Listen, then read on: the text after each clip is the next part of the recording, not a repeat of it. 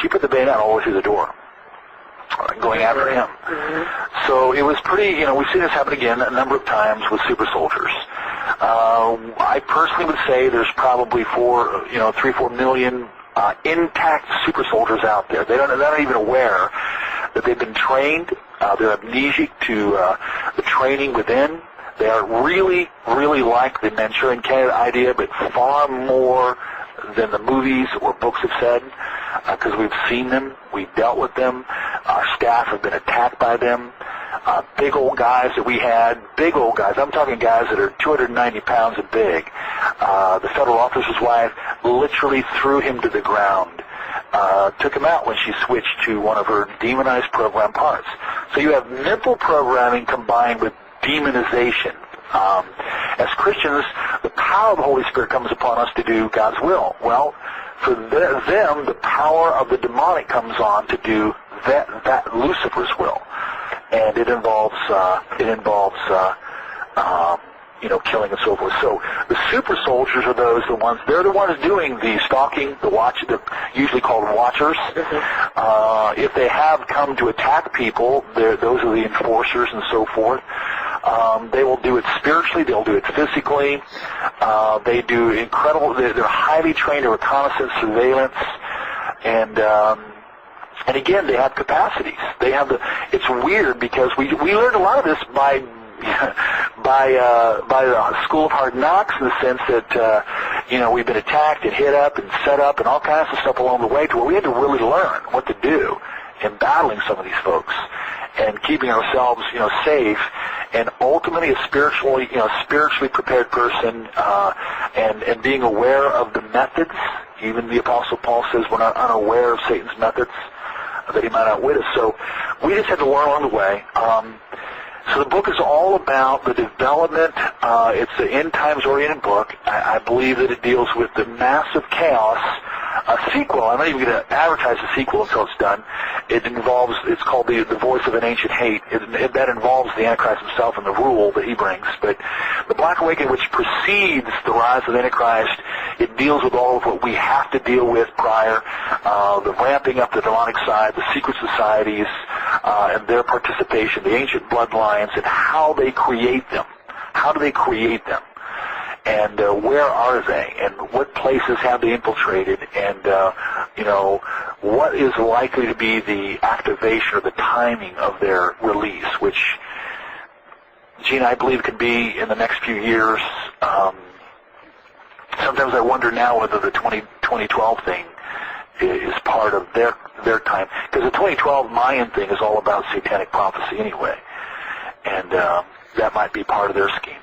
What is the 2012? Tell the listeners. 2012 is, and everybody's going to hear about this. I got like 5 books. I just bought 5 more books on the whole subject.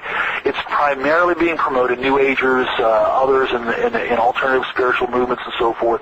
2012 is kind of like the old Mayan prophecies about an ultimate cataclysm in the earth. Some of them believe it means the end of the world. Some of them believe interpret the prophecies meaning that it's a time of a total change in humanity. Maybe again a great chaos, a catastrophe occurs to kind of restart humanity with a whole new order. Isn't that interesting? And it comes from the Mayans, and the weird thing, Gina, is that people talk about the Mayans being a spiritual people, all this kind of stuff, the ziggurat down there. What people don't understand was that all this Mayan spirituality and all the prophecies came from their oracles and their priestesses and priests, which were connected to that ziggurat temple, which dealt with in one given year 70,000 human blood sacrifices. They were sacrificing in sheer bloodshed, rolling the heads down the ziggurat, sacrificing and offering those blood sacrifices to the demon gods. A ziggurat was created. It looks like almost like a pyramid. It has stairs, goes up, and then it's flat at the top.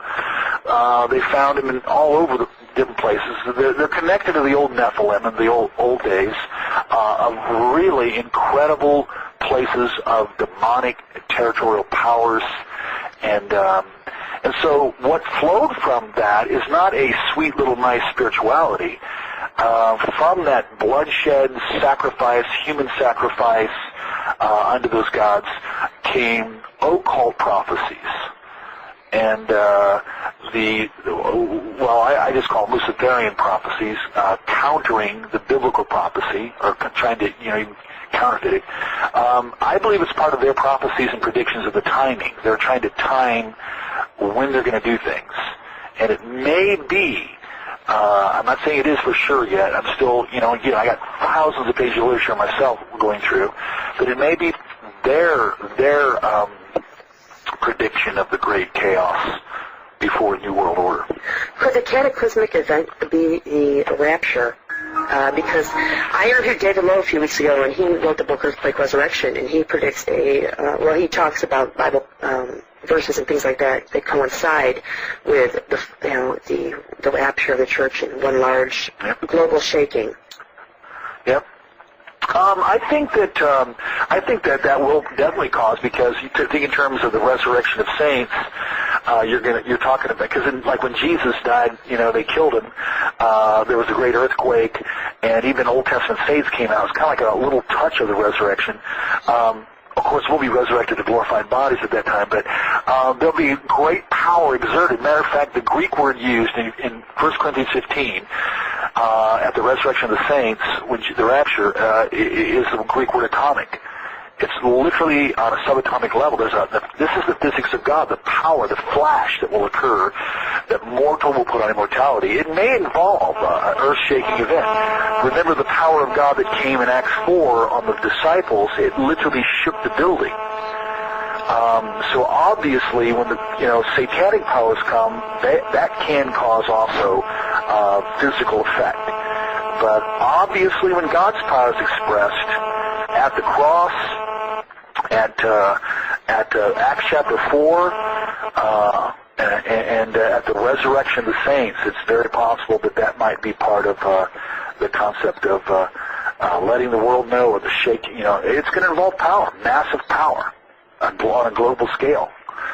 Well, but the Black Awakening will have some level of that too. So it can be both. Do you think that you'll see the tribulation during your lifetime coming about? I mean, obviously you'll probably be raptured, but do you think it will happen within our lifetime, or do you think it'll go on for another 1,000 years?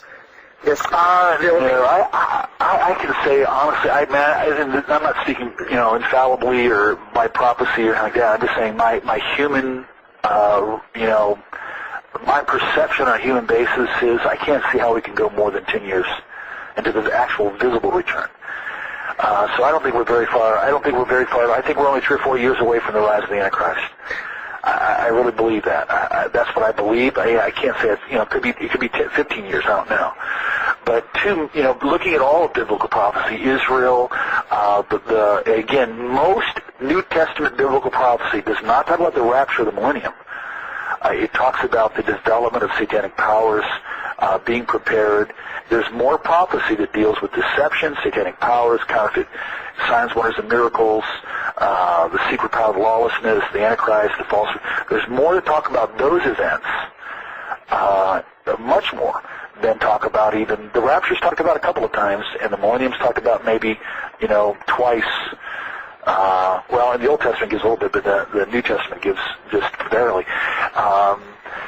Mainly because that bulk of prophecy is to warn believers of the things that lead up to the end. Do you think the Antichrist is walking among us now, just not known? I believe he truly is. And he's watching all these things, and he's helping perpetuate all these disasters. Absolutely. Neighbor-hating neighbor.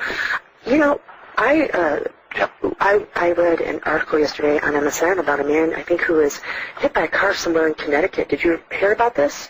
He was hit by a car, and he was a 78-year-old man. Hit by a car. Oh, I saw the video, yeah. And not one person helped him. Not one. I watched it. It is true. If you watch the video, which will probably be on YouTube, but I watched it on Fox News, about 2 or 3, even on the local news showed it. And I've seen it probably 10 times in the last day and a half, because they showed it over and over and over. The guy was walking, and one car kind of bumped him. The other car literally hit him, turned him upside down, threw him again. And both the front car that hit him and the second car that decimated him, They both clearly sped up and took off, but the sad thing, Gina, was that 4 or 5 other cars would go around him. They